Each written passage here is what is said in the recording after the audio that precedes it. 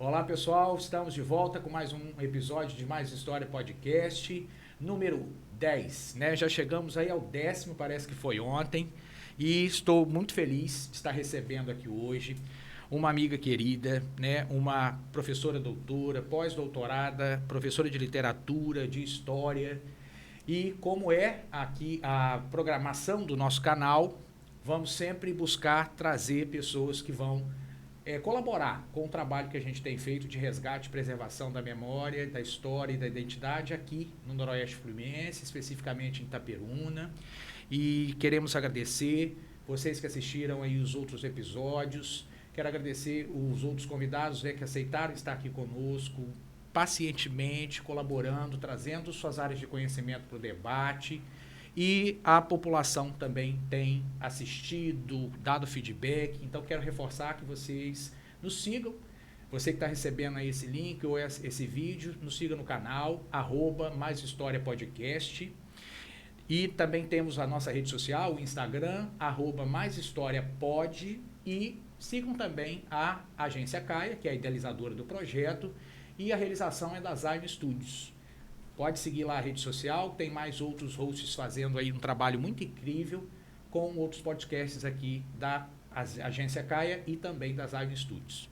Mas o episódio de hoje tem um título muito especial e desde a primeira vez que eu ouvi o trabalho, né, que a professora Ana Lúcia Schmitz vem pesquisando há muitos anos, de uma conterrânea nossa aqui da região, a Maria Alice Barroso, eu fiquei encantado.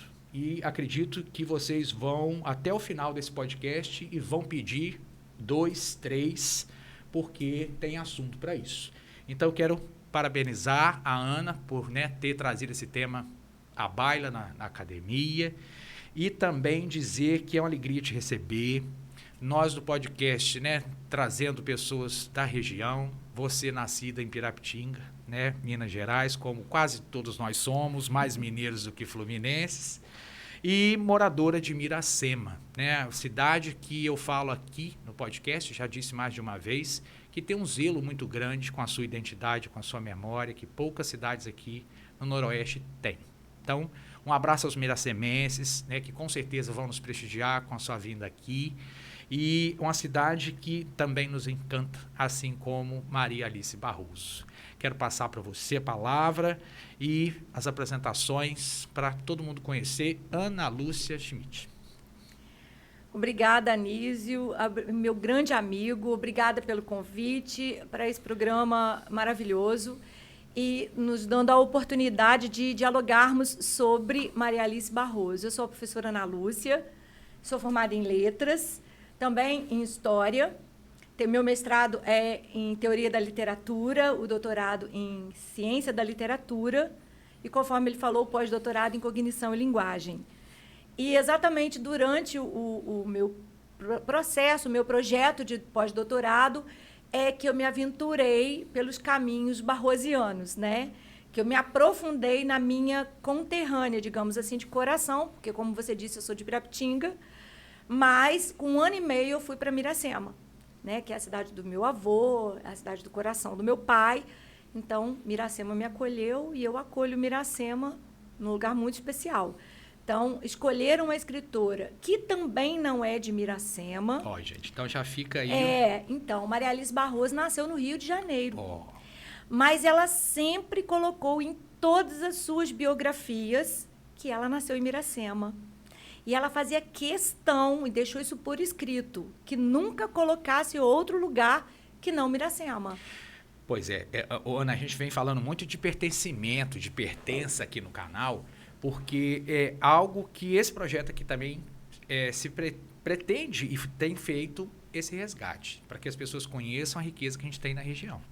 Então, a gente associa naturalmente a Miracema. E Miracema, com certeza, reconhece a Ana Lúcia como miracemense. E você, Ana, com seu trabalho, tanto na sala de aula, tanto nas pesquisas com a literatura, você encontra essa joia aqui da nossa região que vai aparecer para o mundo todo hoje. E foi um encontro incrível. É isso que é a minha questão com você para a gente iniciar essa conversa. como você teve acesso à obra da Maria Alice? Onde você ouviu esse nome a primeira vez? E o que você fala também dessa experiência da própria Maria Alice? Você a conheceu, não a conheceu? É isso que a gente quer ouvir de você. Então, a minha cidade já havia feito assim, alguma homenagem à Maria Alice Barroso, com carnaval, uma escola de samba, fez um enredo sobre Maria Alice, e ela esteve em Miracema para desfilar com Raquel de Queiroz. Era muito amiga a tiracolo, ela traz... Raquel de Queiroz. Raquel de Queiroz, apenas Raquel de Queiroz. E, gente, um registro.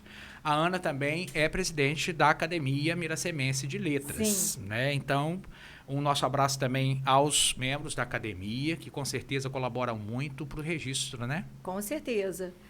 E aí, Anísio, o nome Maria Alice, né, sempre circulou em Miracema, mas não tanto quanto deveria. Então, o que aconteceu, que quando eu terminei o doutorado na UFRJ, o meu professor genial, Ronaldo Lima Lins, me convidou a continuar os estudos em pós-doutorado, e ele disse para mim, olha, agora vamos deixar o Machado de Assis, que sempre foi seu corpus de pesquisa, de lado, e vamos escolher um novo autor. E você sabe que isso essa é uma separação difícil, né? Você abrir mão daquilo que você é apaixonado primeiramente, e depois você abraça para construir a sua carreira, né? E aí foi uma dificuldade incrível e eu pensei até em desistir. E ele disse para mim, não, de jeito nenhum, eu tenho uma sugestão.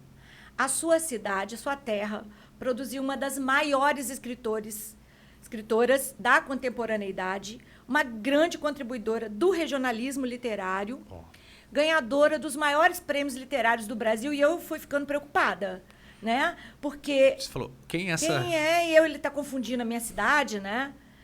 E me sentindo mal ao mesmo tempo. Porque como uma professora de literatura, eu sou professora de literatura há 35 anos, na educação básica, né? Porque ela começou bem novinha, gente, tá? Que fique bem registrado. Exatamente. E há 23 anos no ensino superior. Então, assim, me senti até culpada. E ele disse, Maria Alice Barroso. Eu falei, não, eu já ouvi falar. Mas não tinha lido uma linha sequer de Maria Alice. E me senti muito culpada naquele momento. Pedi a ele, assim, me dê alguns dias para que eu conheça a obra dela e possa pensar num projeto. E voltei para Miracema, assim, super empolgada. Cheguei em Miracema, tive uma decepção. Não existia nada de Maria Alice Barroso em nenhuma biblioteca. A não ser essas vagas memórias de um ou outro que a conheceram. Não tinha na biblioteca pública, municipal, nem na biblioteca das escolas. E aí eu comecei a procurar saber... Existiam exemplares de Maria Alice Barroso na biblioteca do Centro Cultural Melquiades Cardoso, que é maravilhoso, mas não é uma biblioteca de empréstimo, é uma biblioteca, né, muito restrita. E, na época, o diretor me emprestou alguns volumes, porque era por uma pesquisa, né, muito, muito séria. E eu fiz a leitura e descobri que desses 8 volumes que ele me emprestou, 5 me interessaram porque eles tratavam da cidade de Miracema. Que ela chamava de Parada de Deus. E, gente, olha como é importante, então, a história regional e local, né? Você, moradora, especialíssima, né? Profissional na área, e isso, houve um apagamento. Sim, é isso aí. Eu descobri que houve um apagamento da autora exatamente porque 5 dos romances falam da cidade que ela escolheu para ser seu chão ficcional. E aí, o tema que ela tratou incomodou algumas pessoas, então ela foi retirada, digamos assim, da memória da cidade. Da memória da cidade. E aí foi assim um incentivo para que eu fosse atrás de saber mais. E colocá-la no seu devido lugar, se ela assim o merecesse, como estava todo mundo falando, como a própria academia, a voz, né, do meu orientador, de que ela merecia esse estudo e esse lugar. E você, lá na capital, que o seu orientador que te despertou, então, para a importância da obra literária da Maria Alice Barroso. Sim. E aí, gente, a gente escolheu aqui por título do episódio, Maria Alice Barroso, uma mulher, várias obras e uma história. Então, quem era Maria Alice Barroso, Ana? Nessa pesquisa que você se enveredou, se você tiver, você pode falar, se você tem intenção, se alguém já pensou nisso, se fosse escrever uma biografia da Maria Alice Barroso, o que você acha que não poderia faltar no título? Eu colocaria que a Maria Alice Barroso é uma mulher indomável. Assim como o título de um de seus livros, né, A Saga do Cavalo Indomado, ela também seria, na minha opinião. Então, a Maria Alice Barroso, ela é de uma família de italianos, né, que veio parar na cidade de Miracema. Ela é neta do coronel José Gildice. E por isso ela diz que Miracema é o seu torrão, Natal, ela tem toda uma relação com o lugar. E ela foi muito jovem para o Rio de Janeiro fazer biblioteconomia. A profissão dela, então, era biblioteconomia. Então, o mundo dos livros não lhe era estranho. Não. E ela, muito jovem ainda, em 1955, ela publicou um livro às suas próprias custas, chamado Os Poceiros, né? E ela sempre rodou nessa roda de intelectuais, como a própria Raquel de Queiroz. E esse livro chegou às mãos do Jorge Amado, que pela temática, né, posse de terras, aquela coisa toda, e por ele também estar envolvido nessa questão do Partido Comunista, assim como a própria Raquel de Queiroz, interessou-se demais pelo texto da Maria Alice, e foi o Jorge Amado que levou esse texto para a antiga União Soviética, que é a Rússia hoje, né? E esse texto ganhou uma tiragem de 600 mil exemplares lá. Isso na União Soviética. Na União Soviética. Então, o texto já vai parar na mão de Jorge Amado, que já era um dos autores mais lidos, Sim. né? E com mais traduções lá. Pois é. Ele leva. E então, isso sai lá em russo. Em russo, com o nome de No Vale da Serra Alta. Né? E o livro aqui se chama Os Poceiros. Foi o primeiro livro, foi o livro de estreia. Então, ela já estreou, assim, brilhando. E daí seguiram alguns livros. Ela faz a introdução, junto com Nélida Pinhon, no Brasil, do Nouveau Roman. Que esse tipo de escritura, né, completamente diferenciado, de várias vozes dialogando dentro do texto, uma experimentação muito interessante. Ela faz uma publicação, no ano seguinte faz a Nélida Pinhon. Então, elas são assim as mães desse tipo de escrita aqui no Brasil. Que nos deixou... Há pouco tempo, Há pouquíssimo tempo, né? Pouquíssimo tempo. Grande perda. Imagina, o que seria uma roda de conversa, né? Com Nélida Pinhon, Raquel de Queiroz, Maria Alice Barroso. Nossa. Aí vamos botar um Jorge Amado aí de penetra no meio das meninas, né? Isso, vamos. Ana, então, fundo da década de 50, que ela produz o primeiro livro. Primeiro livro, 55. E aí, gente, vale uma reflexão aqui desse contexto, né? Porque literatura e história andam ali lado a lado, como nós muito bem vivemos na nossa sala de aula e nas nossas pesquisas. Ana, década de 50, né, para situar aí quem está ouvindo nosso podcast ou assistindo nosso videocast, era um momento delicado de transição, né, de fim de Segunda Guerra, aquele clima de antitotalitarismo, ou nova organização mundial em termos de parâmetros em todos os sentidos. Quebra de paradigmas, a juventude pedindo paz no mundo porque não queria morrer, e morrer em uma guerra sem sentido para ela. E a Maria Alice vai escrever Os Poceiros. Você já me chama a atenção aí que como traduzir para russo o termo poceiros, que não faz o menor sentido realmente fora do Brasil Acredito ou na América Latina, né? Até por isso a adaptação do título, né? Até aqui no Brasil era um termo indigesto, né? Essa questão da posse de terra, né? Eles apropriaram de um espaço que não era utilizado e começaram a produzir nesse espaço, que é o Vale da Serra Alta, que vai dar título ao romance traduzido. E depois que estava tudo já sendo cultivado em franca produção, essa terra ganha um dono e eles precisam sair. Então, é toda aquela discussão em cima de reforma agrária, que era um tema das questões delicadíssimo. rurais, Isso. Muito. Né? Acho até por isso o grande interesse russo, né, soviético, na temática. Perfeito, que encaixa, né? Sim. Com os ideais da Revolução Bolchevique. Isso aí.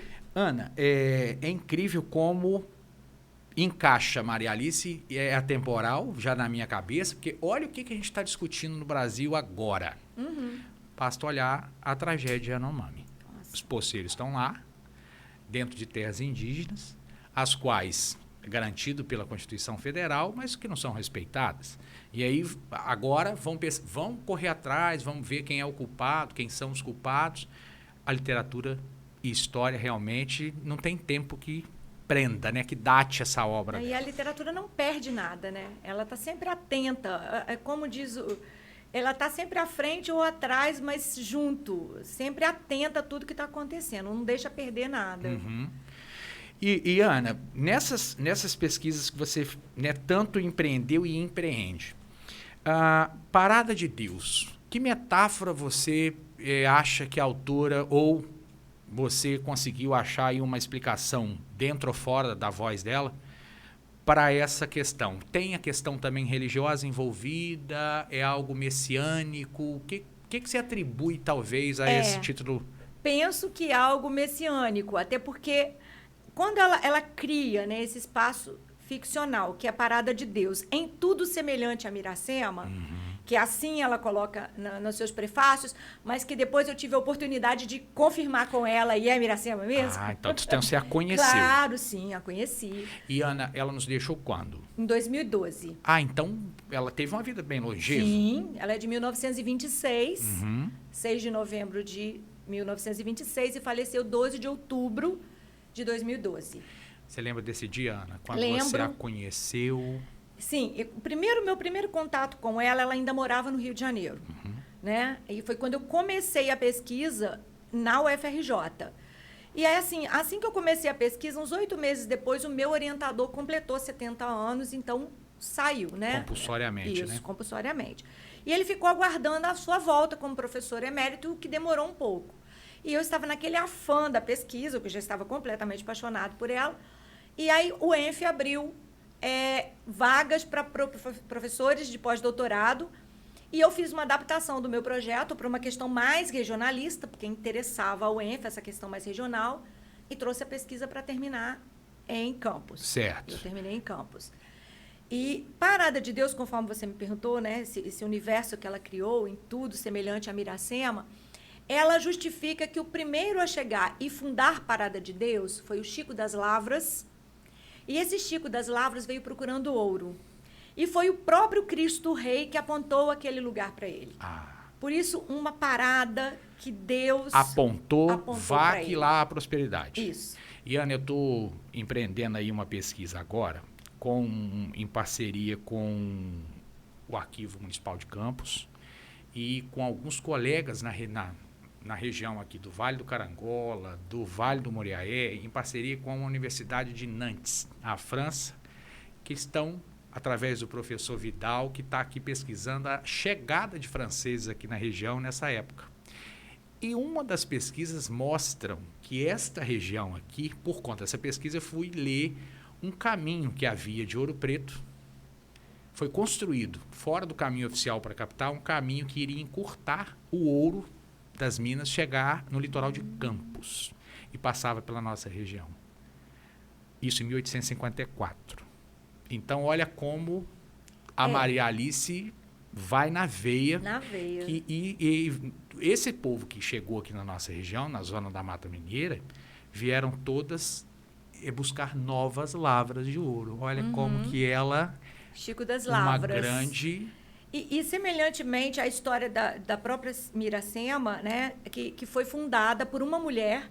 Miracema é uma cidade singular, né? Foi fundada por uma mulher, Dona Ermelinda, vinda de Barbacena. Na verdade, de um distrito de Barbacena, que hoje é cidade, que é Remédios. E ela veio, né, nesse caminho até Miracema. Miracema foi fundada em 1846.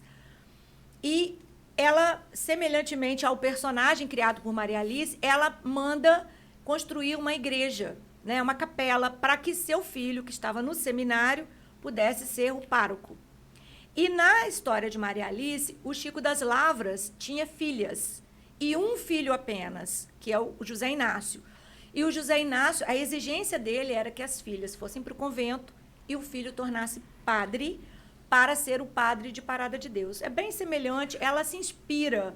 É um palimpsesto, né? A história dela é um palimpsesto da história da cidade. Genial. Genial. Tudo ali. Os personagens não têm o mesmo nome das figuras reais, mas as ruas têm o mesmo nome. Ela mantém? Mantém. As praças, o nome das igrejas, tudo. Os locais assim mais emblemáticos, como Sociedade Operária, Cine 7 de Setembro, aí tem o mesmo nome. mas as pessoas não. Então, você que é de Miracema ou que tem um parente, né? Ele vai falar, eu conheço essa história aconteceu e foi assim foi com fulano. É outra pessoa. Certo. Mas ela utiliza a história para ser contada ficcionalmente, né? E aí eu emendei uma pergunta na outra, né? Esse primeiro contato com ela, o que você comunicaria aqui para nós? Que você fala, olha, esse dia... Então, eu conversei com ela. Onde vocês se encontraram? Não, o primeiro foi pelo telefone. Pelo telefone. Liguei para ela, me apresentei, disse que eu queria trabalhar com a obra dela, especificamente com os livros sobre Parada de Deus. Ela falou assim, corajosa, corajosa. Porque ela sofreu perseguição exatamente pelo ciclo Parada de Deus. Depois você fala mais para nós sobre isso. Sim, com certeza. Aí, ela achou maravilhoso. Ela disse assim que ela tinha uma pesquisa apenas sobre a obra dela, do sul do Brasil. Com essa importância toda, só uma pessoa Uma pessoa no sul do Brasil produziu um texto chamado Elas Também Matam, que é uma pesquisa sobre escritoras brasileiras que criaram personagens tipo romance policial, tá? E ela é uma das escritoras protagonistas nesse assunto que tem aqui. romance policial, Então, eles chamam Elas Também Matam, porque o romance Quem Matou o Pacífico gira em torno de um assassinato. Então, é especificamente sobre esse livro, que é a pesquisa feita no sul do Brasil e apenas. Não tem muita coisa mais publicada. O que tem é o que a gente vem fazendo de 2007 para cá. E aí vocês, depois do telefone, vocês se encontraram? E aí nos encontramos já, ela morando em Juiz de Fora. Ela veio morar em Juiz de Fora. Ela veio morar em Juiz de Fora, ela foi ficando mais idosa, né? Ela não se casou, ela não teve filhos. Ela tinha uma pessoa que ela chamava de irmã, mas era uma prima, que era praticamente uma irmã. Foi ficando muito doente e ela já idosa, para cuidar dela, não havia possibilidade. Então, ela se aproximou mais dos familiares que moravam em Juiz de Fora. Ela morava numa vila bastante simpática. Juiz de Fora, aquela cidade maravilhosa de se viver, né? Então, e era muito legal porque os parentes moravam ali perto, toda hora dando assessoria. E aí eu estive com ela algumas vezes em Juiz de Fora, fiz algumas visitas. Aí pudemos sentar e contar, tipo, quem é fulano? Fulano é fulano mesmo? Tudo. O que não é muito comum na literatura, né, Ana? Porque essas pessoas, às vezes, estão inacessíveis ou já se foram. Quando são descobertas, já estão longe mesmo dessa materialidade. Mas foi tão bom esse tempo, porque ela me presenteou com os livros em holandês, ela me passou alguns manuscritos dos primeiros textos dela, coisa que ela vinha guardando, né? Batido a máquina de escrever ainda, algumas correspondências que ela mantinha com Drummond, com Ariano Suassuna. Então, assim, muita coisa que ela foi vendo que a pesquisa estava ficando densa e ela achou que seria um bom lugar para guardar isso aí. Para guardar. E que responsabilidade, né, Nossa, Ana? enorme. E você ter esse material sob sua guarda, de uma personagem, de uma personalidade que traça personagens tão fortes, é uma baita responsabilidade. Mas também deve ser uma emoção muito boa você falar assim, olha o tamanho da confiança que construímos em tão pouco tempo histórico, né? E assim, eu levei bastante tempo para conseguir mexer em tudo, né? Porque eu mexia um tempo, ficava muito emocionada e mexia outro, porque é uma vida ali, né? Então, é um material, o volume é grande. Muito grande. E esse material vai ser todo em comunhão com as pessoas, né? Porque eu pretendo digitalizar e criar um site de pesquisa para que as pessoas todas possam ter acesso a esse material. E Ana, essa Maria Alice Barroso, muito ativa, conectada com intelectuais de peso, num momento político delicado, uma sociedade brasileira também transformada por esse tempo histórico, né, geral. Ela trabalhou como biblioteconomista? Sim, Maria Alice Barroso foi presidente da Biblioteca Nacional, do Arquivo Nacional, da Discoteca Nacional. Uma pessoa muito importante no nosso país. Inclusive, a dissertação de mestrado dela gira em torno dessa questão do livro. Da importância do livro ou da história do livro no Brasil? O título é A Biblioteca Pública na Educação do Adulto. Olha que interessante. Então, que também era uma grande bandeira do Partido Comunista do Brasil, né? Com a questão do analfabetismo, que era gritante naquela época. Ela é uma pessoa completamente envolvida na questão do livro desde sempre. Desde sempre. Nasceu, acho que já deve ter nascido abraçada nos livros. A família tem outras pessoas que foi aí para um campo da intelectualidade ou não, ela é...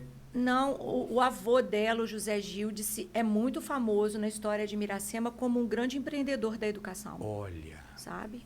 Então, assim... Era professor? Não, ele investiu na educação. Na educação? No grupo escolar, na época, chamava Grupo Escolar Ferreira da Luz. Né? Porque muita gente acha que a escola pública sempre existiu de qualidade, acessível, não, né? A maioria da educação era particular, exatamente. né? Então, eu acho que essa questão da intelectualidade veio daí. Desse avô, ela com certeza deve ter... E com certeza, essa foi a grande motivação para Maria Alice sempre colocar Miracema como a sua terra natal. Sabe? Mesmo ela tendo ido cedo para o Rio de Janeiro, ela valorizava isso. E Ana, você sentiu, quando a conheceu, quando falava em Miracema, vocês conversavam sobre Miracema, o que você sentia nela nesse auge da idade, com uma carreira tão bonita como você está nos descrevendo? Ela, assim, a primeira vez que eu encontrei Maria Alice, eu fui para entregar a Maria Alice Barroso um prêmio, que é um prêmio municipal, um prêmio do Conselho de Cultura de Miracema, e eu fui para entregar pessoalmente esse prêmio pelo conjunto da obra, pela contribuição literária de peso dela. E quando eu entreguei o prêmio a ela, ela disse assim, esse prêmio para mim é mais importante do que meu prêmio Jabuti, do que meu prêmio Valmap e do que meu prêmio de Portugal, né? Porque, para mim, veio de Miracema. Nossa Senhora. E porque é, ao mesmo tempo, uma cidade que a repudiou, digamos assim, por um tempo. É assim, porque fica como se fosse a cidade, não era a cidade, né? A gente descobre que a cidade mesmo não estava sabendo o que estava acontecendo. O detalhe é que a Maria Alice escolheu Parada de Deus para contar esse ciclo. São 5 romances. 5 romances que ela escolhe Miracema como pano de fundo, e é uma história de coronéis. E nós dois sabemos, como professores de história que somos, que os coronéis eles são extremamente importantes. Sim. Né? Eles praticamente fundaram toda a nossa região. Nossa região... Os grandes latifúndios, Isso.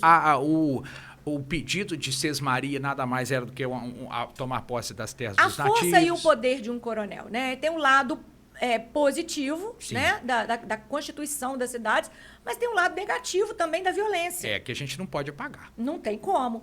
E o detalhe é que esse coronel da Maria Alice, quer dizer, na verdade, ela transita entre coronéis, mas existe um coronel que é o coronel principal, né? Que seria o neto do Chico das Lavras. O bisneto, no caso. E aí, porque Chico das Lavras é o primeiro, Sim. Chico das Lavras teve um filho, o Inácio, que não quis ser padre. Acabou não sendo padre. Ele foi e voltou. E ele se casa, interessante que ele se casa com a menina que vai ser criada junto com as irmãs dele, dentro da própria casa. E ele se casa e os filhos vão nascendo e vão morrendo. E ele começa a desconfiar que a menina poderia ser irmã dele, porque o pai dele mantinha o Chico das Lavras, a amante e a esposa dentro da mesma casa, como o grande coronel que era. Meio Nelson Rodrigues, né? Então ele desconfiou que a menina poderia ser irmã dele e o pai nunca tirou essa dúvida dele. No leito de morte, ele não tirou essa dúvida. Então, o José Inácio era um homem muito leitor, encomendava livros e livros da capital, não gostava da parte rural, então ele tinha muitas fazendas, mas não cuidava delas. Certo.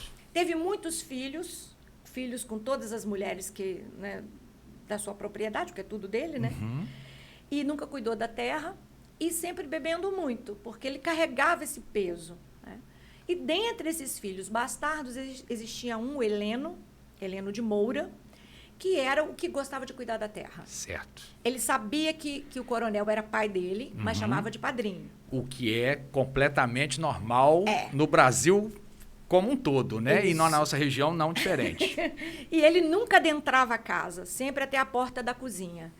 E aí, aos poucos, ele foi ganhando a confiança do Zé Inácio, e foi entrando na casa, na cozinha, no corredor, aos poucos. Foi assumindo tudo. E ele era o companheiro das noites, né, de alcoolismo do pai, e ele ouvia histórias, e principalmente histórias sobre o mar, histórias de marinheiro que ele amava. Provavelmente o personagem não conhecia o mar. Não conhecia. Então, ele dizia, quando eu me casar, vou colocar nome nos meus filhos dos mares. Eu quero um filho para cada mar. E aí, dos filhos dele, o mais importante, que é o nosso coronel principal, é o oceano, como um todo. Né? E aí ele teve o Pacífico, teve o Índico, mas não conseguiu ter o Atlântico. Gente. Teve algumas mulheres. Então, o personagem principal da Maria Alice é o Oceano de Moura Alves. O problema é que o Oceano, ele tem a sua história inspirada num coronel da cidade de Miracema. Inspirado tanto na sua força, na sua coragem política, mas também nas suas falhas de comportamento. Sim, como todo ser humano. Como todo ser humano. E aí isso incomodou, porque quando o livro saiu, a pessoa leu e falou, mas esse sou eu. Nossa, se auto-reconheceu. Sim, e eu não quero essa mulher nessa cidade. E como coronel que era... Ela não voltava. Ela voltou uma vez para lançar um livro, na escola de samba ela foi, também lançou um livro lá, o último livro do ciclo.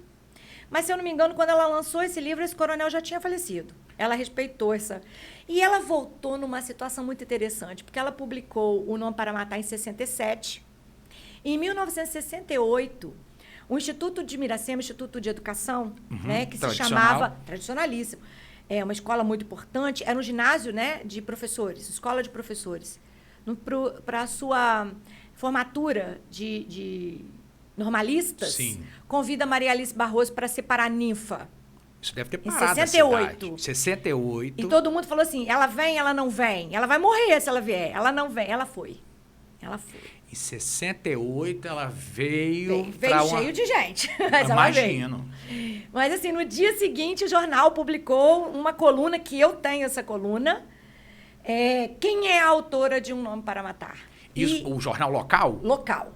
Quem é a autora de Um Nome para Matar? Olha, o texto é terrível, porque colocou a Maria Alice Barroso num lugar horrível, assim, com palavras... Como vilã da história. Depreciativas. E o texto era assinado como Oceano de Moura.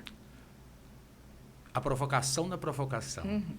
E vocês conversaram sobre isso? Conversamos. E aí? Ela sabe até quem foi que escreveu, porque ela não é boba. Imagino. Né? E ela levou isso por um lado... Ela não levou para um lado ruim, né? Porque essa provocação fez surgir mais 4 livros do ciclo, então... E mais curiosidade de quem era essa mulher, né? Sim. Que eles queriam apagar, acabaram projetando. Não, e assim, de um certo modo, quando eu comecei a pesquisa, e eu fui nas pessoas assim, mais velhas, ou então alguns professores, né? Os meus professores, que eram todos incríveis, e assim, era inconcebível que aquelas pessoas não conhecessem Maria Alice. Eles conheciam, mas eles não podiam trabalhar, né? Parece incrível a gente falar isso, né? Com a liberdade que a gente tem hoje. Nós estamos falando do século XX, agora há pouco. E como essas coisas não mudam. Eu fiz o ensino médio nos anos 80. Então. E né? não se falava mesmo. Não se falava. Então, eu conversei com algumas pessoas conheciam muito de Maria Alice, alguns já tinham lido alguma coisa dela, algum romance, um ou outro, mas não tudo. Eu percebi assim, algumas pessoas mais velhas conheciam Maria Alice, os mais novos não sabiam nem quem ela era.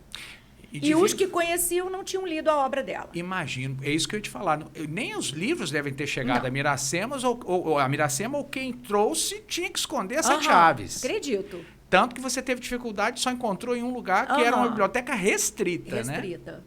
E depois, quando eu comecei a pesquisa, e fazia parte da minha pesquisa, restaurar esse acervo em alguns lugares, tá? Com as palestras, com as oficinas, com compra mesmo de livros. E aí a gente esbarrou numa situação difícil, que foi não ter...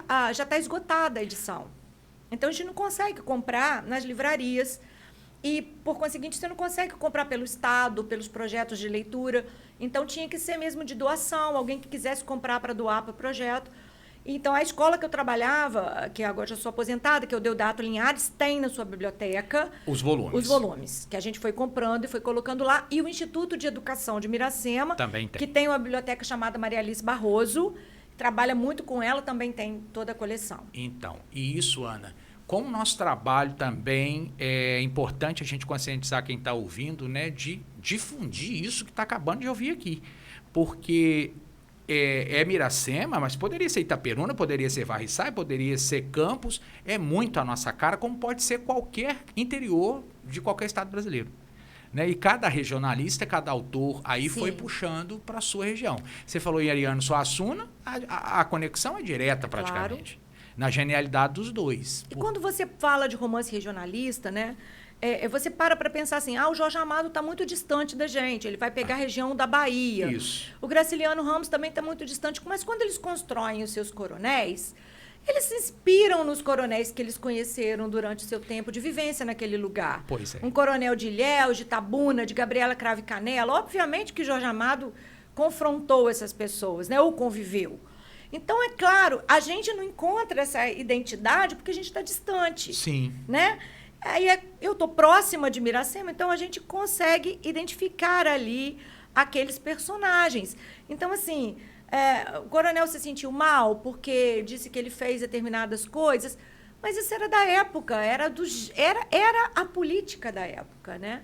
Eu me lembro que quando eu fui trabalhar fazendo pós-doutorado, eu atuei numa disciplina no mestrado da UENF, que chamava-se Tópicos Especiais de Argumentação do Discurso Barrosiano. Uhum. E eu trabalhei com o ciclo Parada de Deus. Todos os alunos do mestrado ficaram encantados com o Coronel Oceano.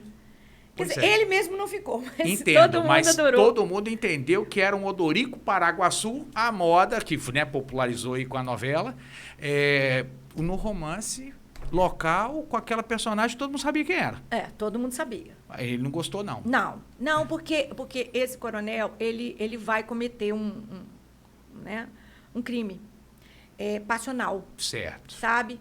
E ficou, como alguns casos, mal resolvido. Isso, como ficava normalmente, né? Ainda mais um crime de possível adultério, não. A gente vê muito isso em Jorge Amado, muito. Né? Acho que a primeira vez que a literatura brasileira puniu um coronel que matou a esposa por adultério foi em Gabriela Cravo e Canela. Certo. Né? Porque até então eles tinham direito e licença para matar. Ou ficava a dúvida realmente se matou ou não. Ficava por aí. Então essa foi a chave da questão, né? Da coincidência de ações entre o Oceano e esse coronel. Em que ele se viu ali. Ele se viu ali e não gostou mesmo, né? E Ana, a importância de se escolher o nome dos personagens é algo que precisa de realmente, acredito que muita leitura de mundo e criatividade, porque olha o impacto que é você dar nomes e são atemporais, porque você vai ler em qualquer época, você vai ver ali como é forte. Poxa, o nome de Oceano nos filhos. É o Oceano. E outra coisa, o próprio personagem chamado Oceano, a gente logo tem a ideia metafórica de que o oceano é algo que você vê, mas nunca vê na totalidade. E a imensidão do poder que o oceano tem, né? E você vê a superfície. É como o personagem era, né? Ele era um extremo ciumento e você não sabia, porque ele era passivo, assim. Ele era tranquilo, certo. Mas na verdade não era. Mas na primeira tormenta ele mostra a força dele, Sim, né? Exatamente. E o grande lance da história, Anísio, é que o crime vai acontecer, né? E são 6 fios discursivos. 6 pessoas contam a história, cada um a seu modo e ao seu entendimento. E dentre as 6, a própria autora em terceira pessoa.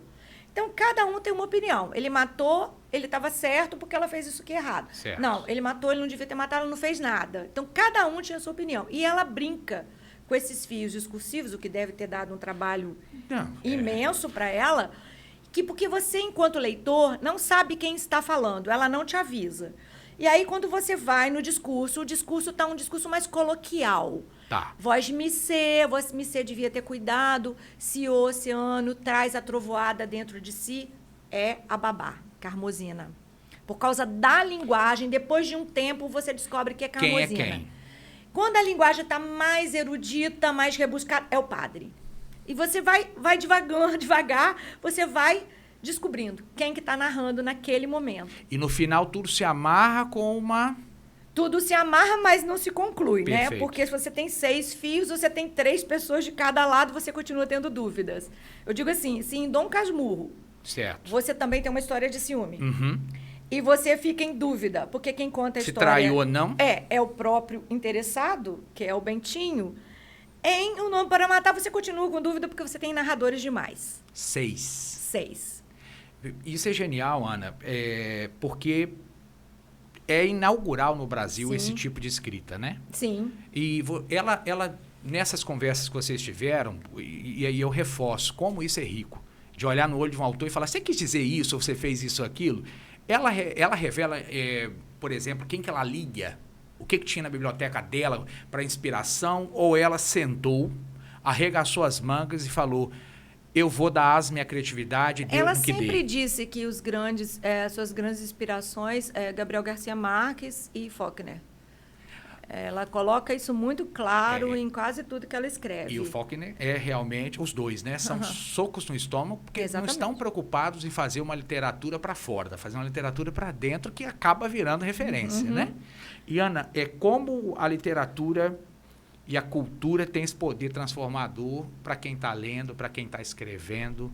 E ela ela não trabalhou só atrás do balcão da biblioteca. Não. Ela ela é parte integrante do que uma biblioteca guarda, né? Memórias, Sim, identidades, com certeza. personagens. E quando você pega Um Nome para Matar, que tem cerca de 600 páginas, você tem uma árvore. Ela conta a história de Parada de Deus, ela conta a história dos Moura Alves, de um modo geral. Genealogia. Aí depois ela puxa 4 galhos, que não são continuação. Ela não fez um ciclo como o ciclo do José Lins do Rego, que o meu personagem é menino em Menino de Engenho e é velho em Fogo Morto. Não.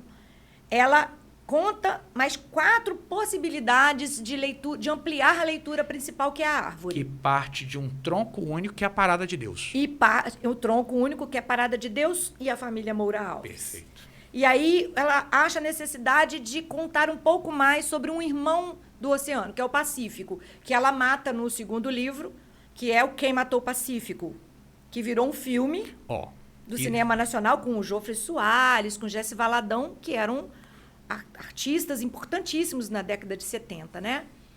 E esse texto, o Quem Matou o Pacífico, é muito legal porque ele é o primeiro romance policial ambientado no interior do Brasil.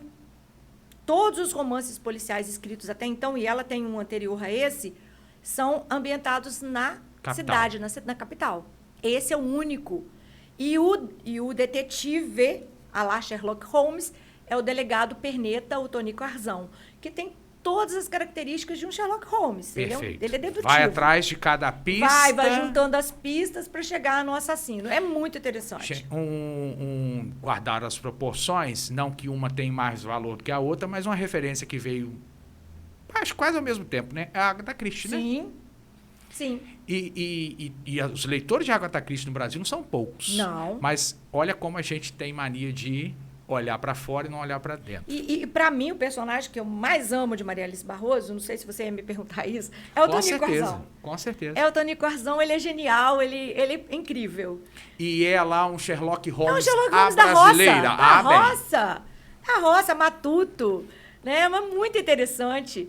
E assim, ele vai do padre à mãe de santo e ele vai cavando até achar... Até encontrar o resultado dessa história, ele o criminoso, achar... e ele chega à conclusão final. Chega. Ao seu jeito, mas chega. Que é muito interessante.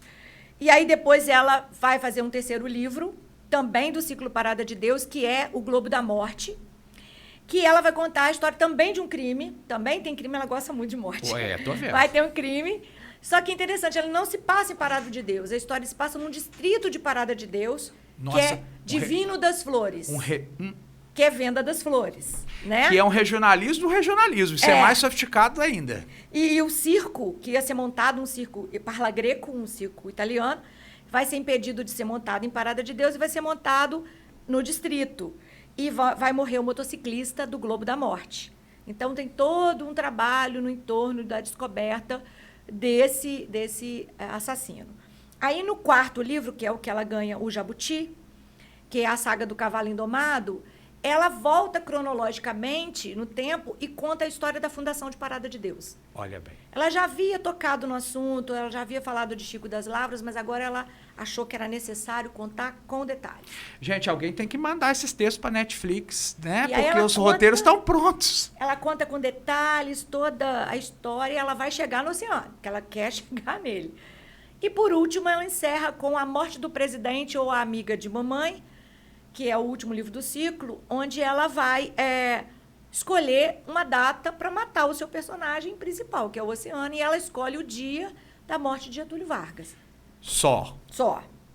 E ela vai contar sobre a disputa política do Brasil, e a cidade de Parada de Deus vai ficar dividida entre Getúlio Vargas e... Oposição à situação. Oposição, exatamente. Ali ela vai chegar em outros personagens jamais, mas ela sempre está fazendo intertextualidade e intratextualidade, que ela vai e volta, retomando os textos que ela já mencionou. Sabe? Ana, e a sua pesquisa com certeza colaborou muito para a visibilidade de uma autora brasileira dessa envergadura, que em tese estava ali só para quem é muito consumidor desse tipo de literatura, e alguém deve ter indicado, como seu professor te indicou, que tinha acesso. Uhum. Mas ela publicou por uma editora grande no Brasil. Sim. E tudo esgotado. Tudo. Existe algum projeto, vocês estão pensando em alguma coisa, existe alguma coisa em andamento para as novas gerações terem acesso a esse tipo de literatura? Ou vocês estão pensando em trabalhar isso de outra forma, ou já foi trabalhado? O que você tem para falar para nós de o que veio depois da sua pesquisa e se você pretende... Então, a minha pesquisa não pretende ter fim, né? Ela teve início, 2007, ela não pretende ter fim. Eu já trabalhei no projeto dos Jovens Talentos para a Ciência, da FAPERJ, enquanto estava trabalhando na escola pública. E ali eu tive vários pesquisadores de pré-iniciação científica, e todos eles trabalharam com Maria Alice Barroso.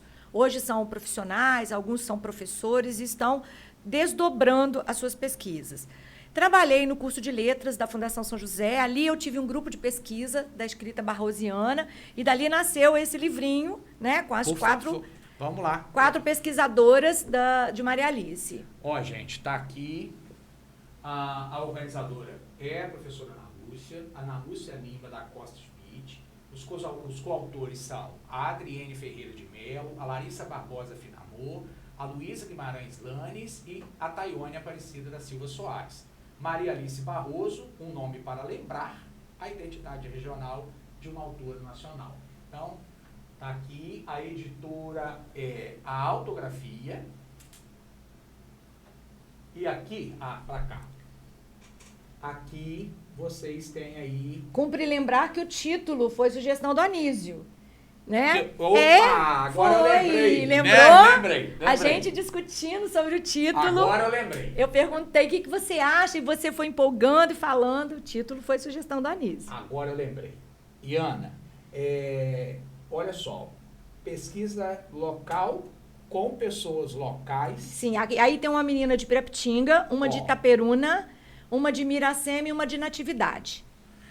Olha, gente, então, olha como isso é importante que a gente está dialogando aqui. E ali a gente tentou contemplar todos os livros da Maria Alice Barroso, os do ciclo Parada de Deus e os demais. Certo. Tá? E ela tem ao todo, Ana, quantas obras 11 livros, 11 livros. E a dissertação de mestrado, 12 no total. Uhum.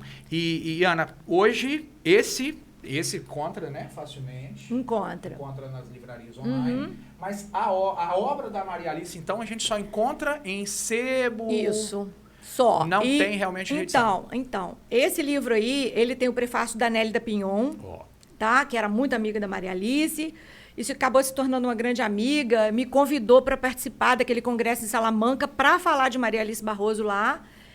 E também tem uma introdução do Marcos Faver. Marcos Faver é um miracemense, foi desembargador, um intelectual de mais alta linha. E ele tem uma grande admiração por Maria Alice, ele empreende umas ações interessantíssimas. O busto da praça foi ideia dele. Hoje a cidade, então... Já tem um busto. Perfeito. Físico, porque a parte acadêmica eu venho fazendo nas escolas, fazendo as oficinas, as palestras, na região toda, em Miracema, mas precisava de alguma coisa física para dizer, essa é a Maria Alice. Um marco. Não aceitaram ela fisicamente, mas lá. Agora ela, mais do que nunca, está lá imortalizada. Tá lá. E sepultada lá também, tá? Isso que eu te perguntava. Sepultada em Miracema. Que bom. E ele... Eu já estive conversando com ele porque nós temos uma dificuldade. Muitas editoras, depois que nós começamos a mexer muito na obra dela, se interessaram em fazer uma reedição. Imagino. Né? Porque agora você tem muita publicação, muito congresso, mas a gente tem um empecilho, porque Maria Alice deixou os direitos autorais para uma parente, né? E essa parente também já faleceu. Então, Marcos, que é, né, um desembargador e tal, ele já está estudando, a gente está estudando uma maneira correta, jurídica, de ver alguém da família. Reeditar essas obras. Alguém que possa assumir esses direitos autorais, talvez o filho. Né? A gente está esperando um tempo, né? Aí veio a pandemia, que atrapalhou bastante, para sentarmos de novo, para conversarmos, para a gente tentar. Não é nosso interesse ter direitos autorais de nada, mas a gente quer ter as edições. Exato. E poder fazer justiça a uma obra dessa envergadura, porque, gente, publicar um livro no Brasil continua não sendo barato. Não. Mas lá na década de 50 era muito mais difícil que hoje. Sim.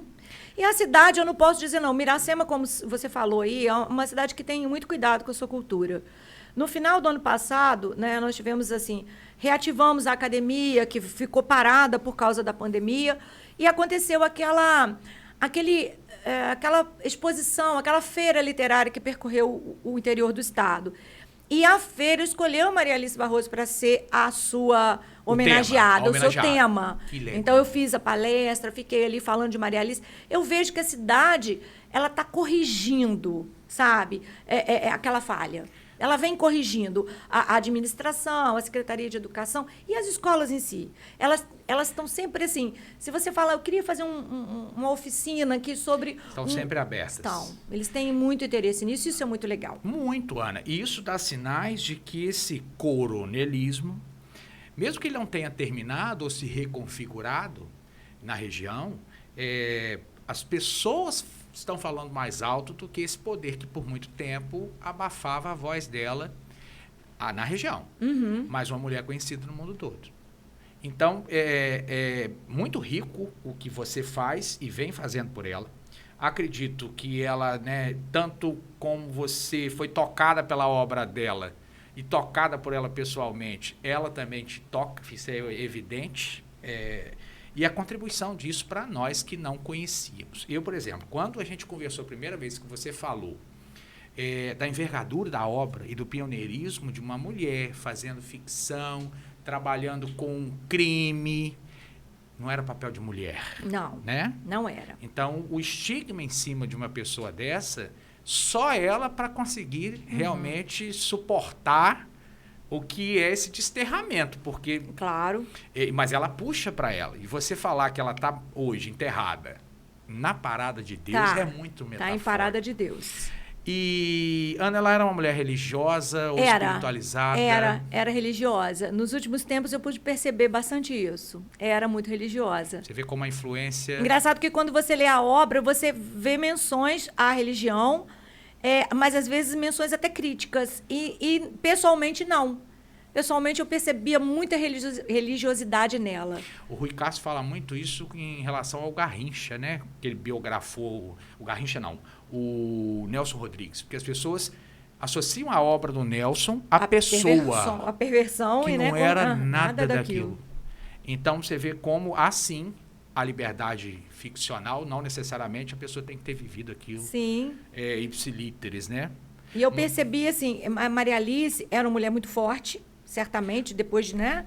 E uma mulher de grande envergadura, ser presidente da Biblioteca Nacional, uma coisa muito importante. E num momento muito delicado da história ela sabia nacional, transitar muito bem, né? Naquele momento complicado. E, ao mesmo tempo, ela criou personagens muito fortes. Embora todo mundo dê destaque ao Oceano, na minha opinião, uma das mulheres mais fortes que ela conseguiu criar está na saga do Cavalo Indomado, que é a Maria Olegária, que é a própria Indomável, né? E ela prefere a morte no final do livro, supostamente, porque a gente não acha o corpo, mas, do que aceitar a vontade do pai, que era que ela fosse para o convento. Então, a gente percebe que as personagens femininas são muito fortes. E aí só isso já é um estudo só, como se fosse pouco. Só os personagens femininas já tem trabalho aí para anos. Para anos. Então, Ana, assim, eu fico pensando assim, eu vou agora pegar o romance X para dar conta dele. Você não dá. Não dá, porque é muito maior do que você consegue mensurar olhando... Eu me lembro que quando eu fiz o lançamento desse livro, na UENF, foi o primeiro lugar. O professor Sérgio Arruda, um grande amigo, quando ele apresentou o livro, ele disse assim, isso aqui é uma tese. Isso aqui é uma tese. Né? Não é uma pesquisa de iniciação científica. Isso aqui é uma tese, porque você vai para tanto lado com isso... E, ao mesmo tempo, você dá abertura para outras teses tais. Mas é isso que eu quero mesmo. Né? Eu quero mesmo... Eu não sou dona, não. Abrir frentes. É lógico, estou abrindo frentes em Como ela todos os abriu. textos dela. Sim, como ela abriu. E, Então, por isso a intenção de fazer esse material de pesquisa circular, para que as pessoas possam ter acesso, que ela deixe de ser apenas um meu corpo de pesquisa, mas eu quero que ela seja de toda a região, quiçá de todo o estado. Porque ela é a nossa representante da literatura regional. E que possa ocupar um lugar que talvez ela tinha o reconhecimento dos pares à época, mas talvez não tinha da sociedade como um todo, por conta do momento político que vivíamos, o momento histórico que vivíamos, né? Hoje, Ana, então vocês estão trabalhando nos direitos autorais para reeditar, é isso? Isso. E o material que você protege com tanto carinho? Então, protejo, eu quero... Um projeto então, aí para revelar para nós? Sim, é um site, pretendo fazer um site. E já existe uma ideia, né? A UIF aqui de Itaperuna tem um material muito bom também de Maria Alice. Eu faço parte de uma equipe do IFE para identificar o que é, o que separar aquilo tudo. Eles vão fazer autenticar, né? Eles vão fazer uma espécie de exposição permanente. A biblioteca deles se chama Maria Alice Barroso. Do campus de Itaperuna? De Itaperuna. Olha que legal. O mais interessante foi a minha relação com essa história toda do IFE, porque o professor Adriano Ferrarez também era orientador de jovens talentos, e ele acabou indo a Miracema, e nós nos conhecemos lá, e eu apresentei a Maria Alice Barroso para ele. Aí foi picado pelo vírus barrosiano. Foi, ganhou o Nome para Matar, fez leitura de tudo. E o engraçado é que ele não é da literatura, né? Não, é da física. Então, e ele ama Maria Alice. E a ideia inicial de colocar o nome da Maria Alice na biblioteca foi dele. Olha. E eles acabaram fazendo um concurso de redação, e a pessoa que venceu também venceu porque ouviu alguém que tinha sido aluno lá no curso de letras de Maria Alice. Ou seja, Maria Alice tinha que ser o mesmo nome. Maria Alice está mais viva do que nunca. Tinha que ser o nome da biblioteca, né? E eles têm um acervo muito bom também, e agora a gente está olhando isso tudo, porque eles querem fazer uma exposição muito legal, permanente mesmo. Então, Quer dizer, Itaperuna será bem servida. Muito. Com o campus aqui do IFE. Já só de você estar aqui hoje já está mostrando que...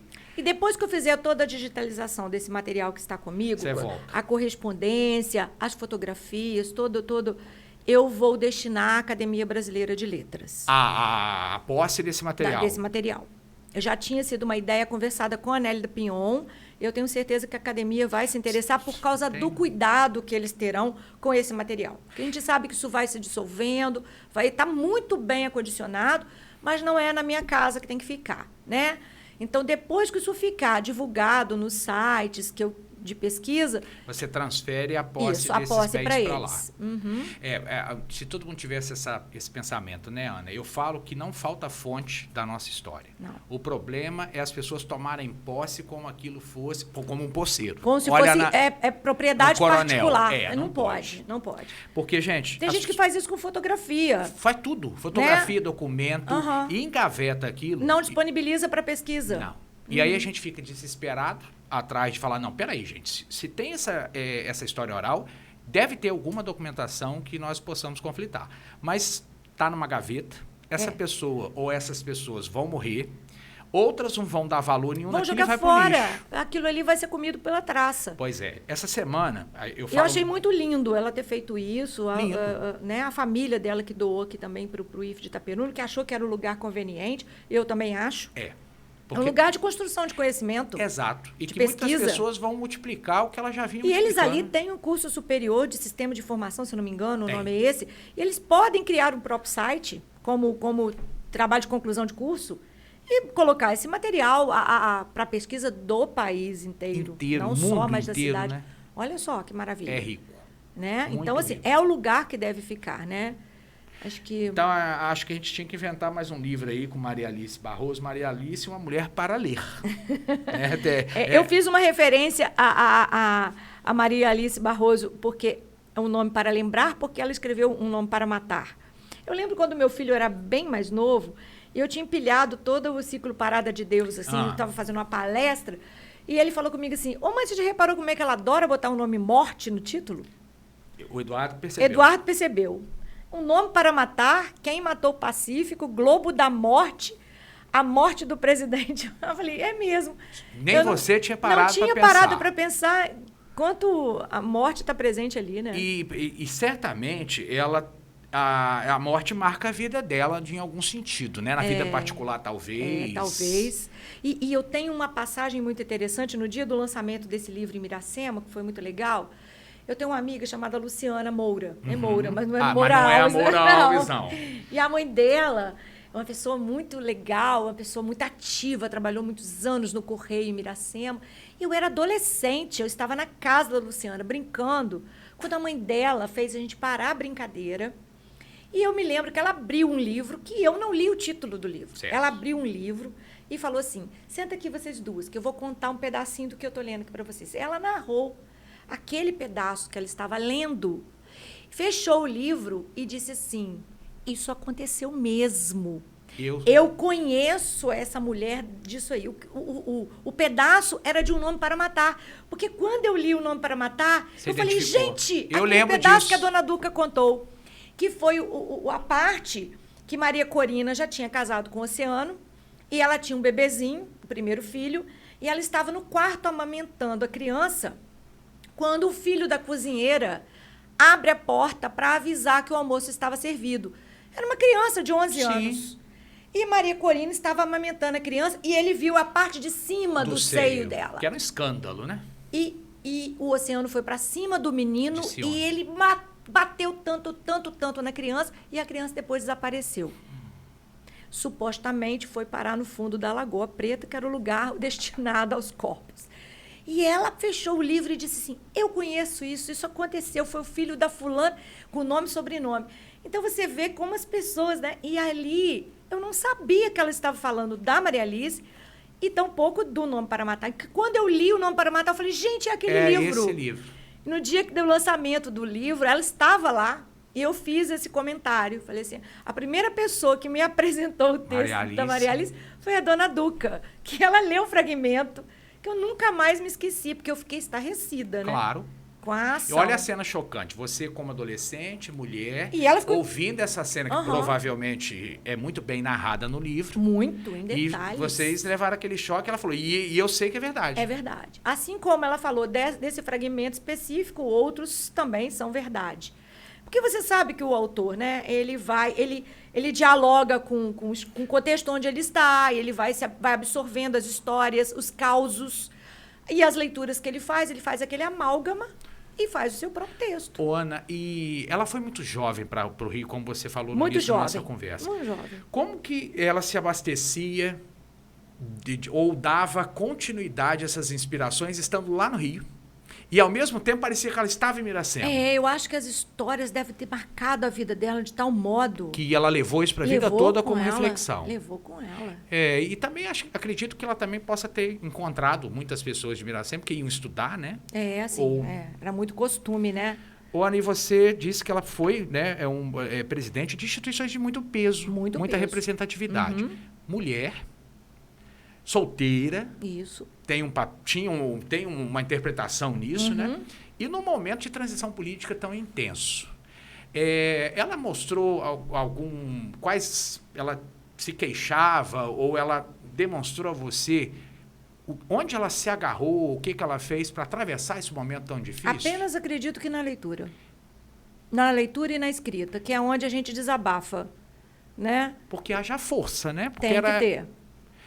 E ela transitava muito bem, nem mesmo esse percalço da obra dela não ser tão aceita na sua parada de Deus, abateu. Não, ela continuou produzindo. E normal. Parece que ela tinha certeza que algum dia isso ia ser retomado e restaurado, como foi, né?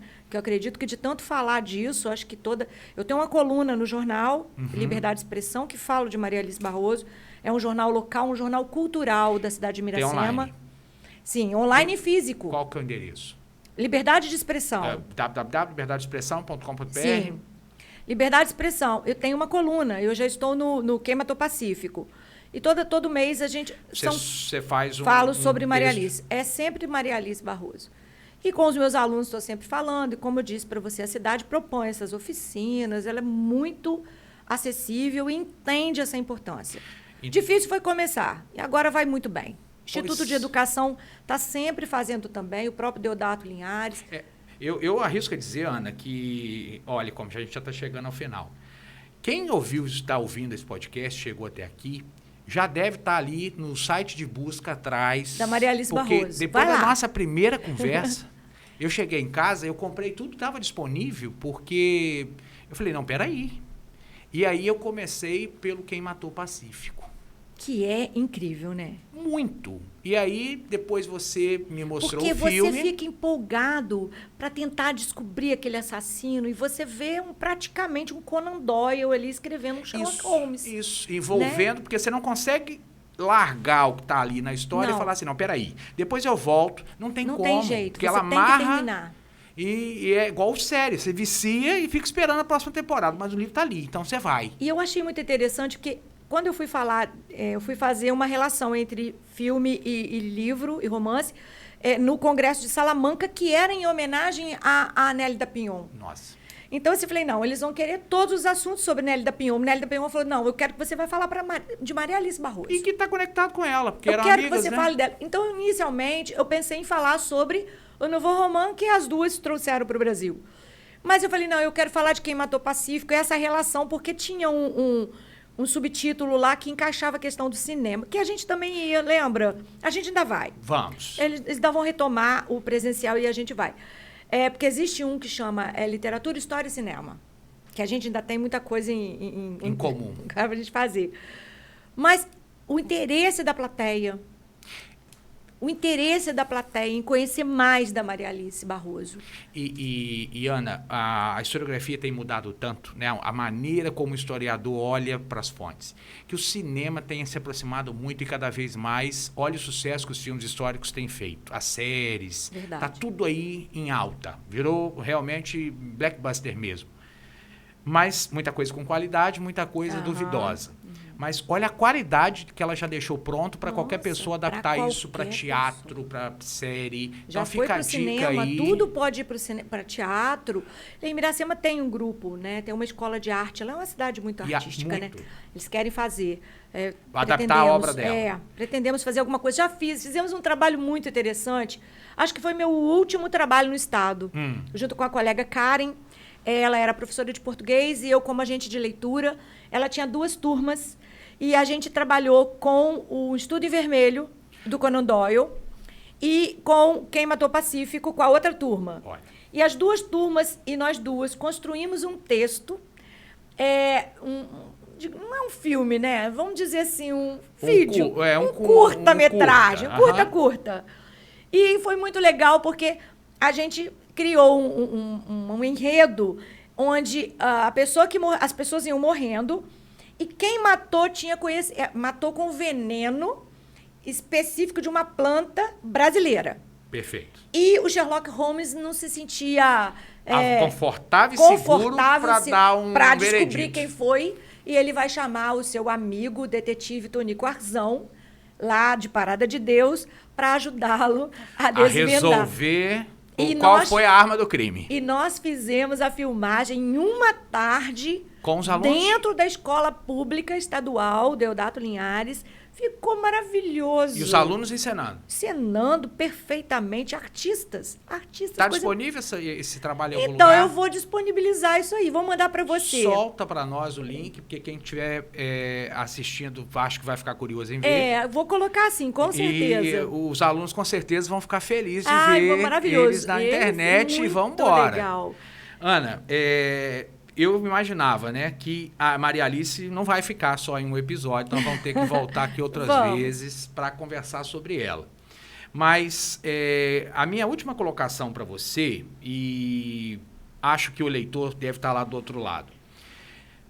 Vou comprar as obras da Maria Alice e vou ler.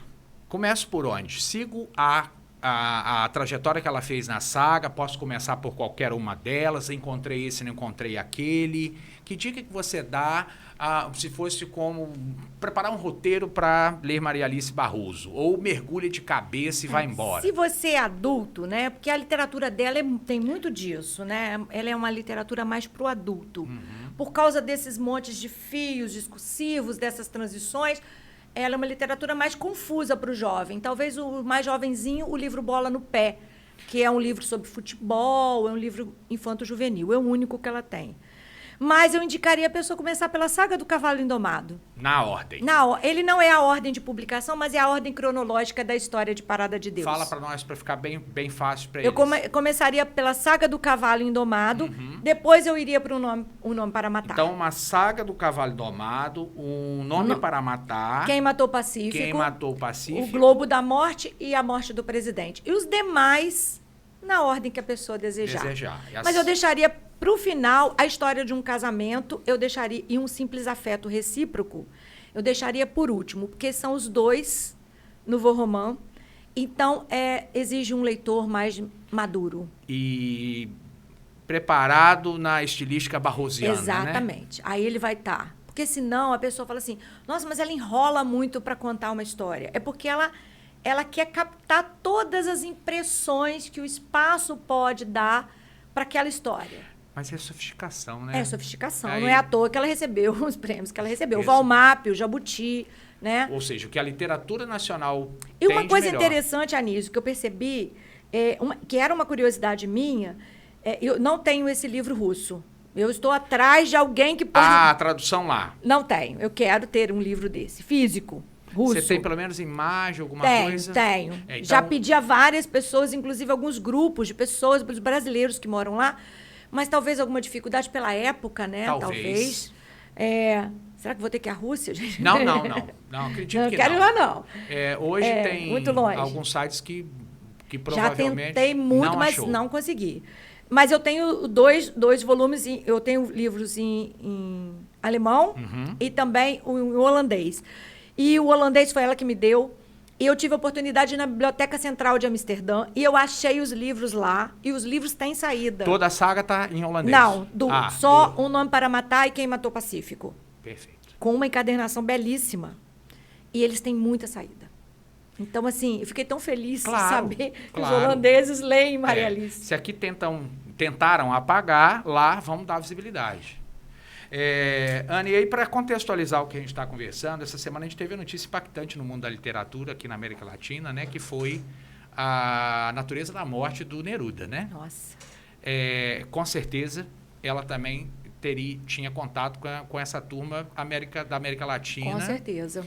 E cartas nesse sentido, você sabe se eles tiveram alguma relação direta? Com ele não, direta Chile, não. Com ele não. Mas, assim, obviamente, com a influência total, né? Então, assim, algumas menções, principalmente nas introduções das obras, a gente observa isso, né? Ela transitava nesse bastante. Cenário também latino-americano. Sim, latino-americano. Ana, aí, ó, o tempo voa, né? Já vamos chegando aqui ao final. Quero te agradecer, né? Quero convidar todo mundo a conhecer a obra da Maria Alice Barroso. Né? Eu consegui, vocês vão conseguir também. Vai catando aqui e ali, vocês acham, com certeza. E com preço muito acessível. Muito acessível. Eu fiquei até apavorado, eu falei, mas só? Porque talvez, justamente, essa desconstrução ou apagamento e a não continuidade das reedições. Porque o que acontece? Existe o cânone literário, né? Que elege, né? Ele elege, a gente não sabe por que Deus, esse cânone é construído, que deixa algumas pessoas dentro e algumas pessoas fora. Ela é uma das que está fora, né? Mas... Não é pela importância da obra, não é pela quantidade de venda e nem quantidade de obra. Então, assim, existe uma motivação para algumas pessoas estarem nos manuais literários e algumas pessoas estarem fora. Tem coronéis no mundo da literatura também, né? Tem. Eu acho que se essa introdução, se essa inserção vem de cima das editoras, eu não acredito porque ela era de uma editora muito forte. Isso. De uma editora muito forte.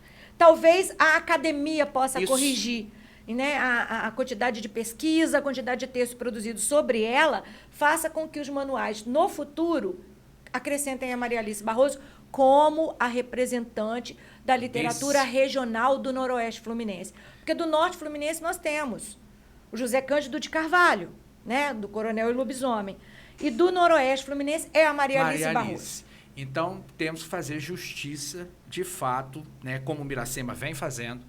Itaperuna tem que fazer, como o IF, né, tá aí, como você está dizendo.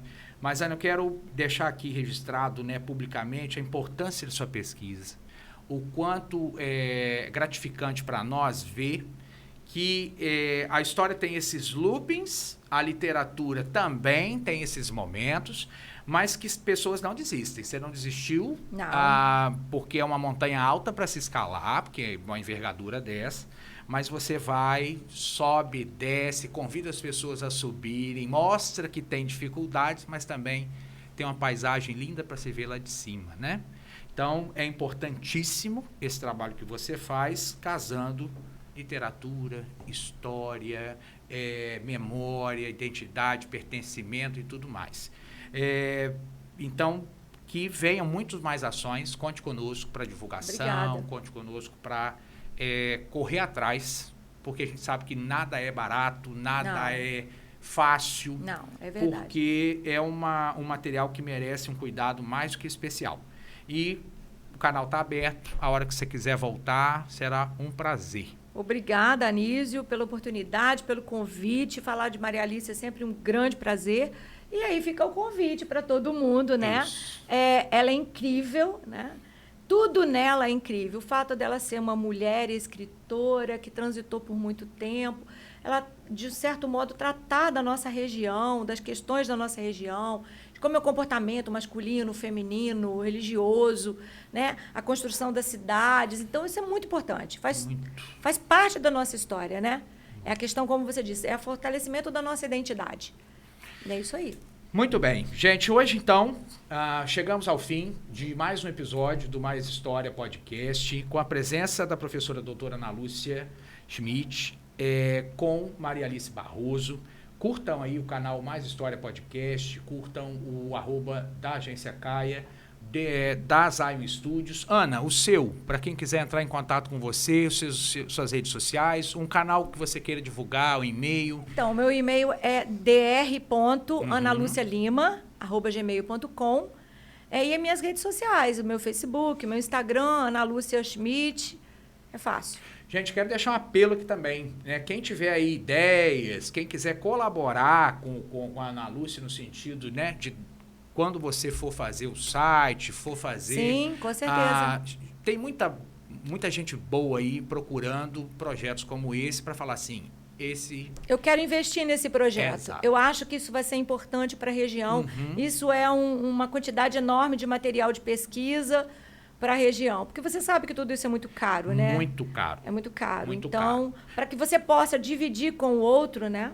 Então... E, Ana, assim, os feedbacks que eu tenho recebido aqui no canal é justamente a qualidade dos assuntos, dos temas que a gente tem trazido e das pessoas que trabalham aí nos bastidores, muitas das vezes, garimpando esses tesouros que a gente tem aqui na nossa terra. E é um tesouro, Anísio, porque quando você, principalmente a gente que é da área, que você encontra uma correspondência dela com Ariano Suassuna, dela com Drummond, aquilo vai te deixando empolgado, emocionado, né?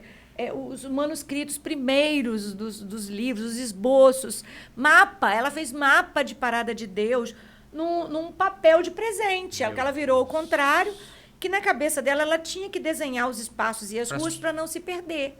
E aquilo ali ela devia dobrar e guardar junto com ela e carregava para lá e para cá, porque o papel está bem amassado. Que nem em Coney Island tem esse cuidado. Então, eu coloquei num quadro para que não desmanche.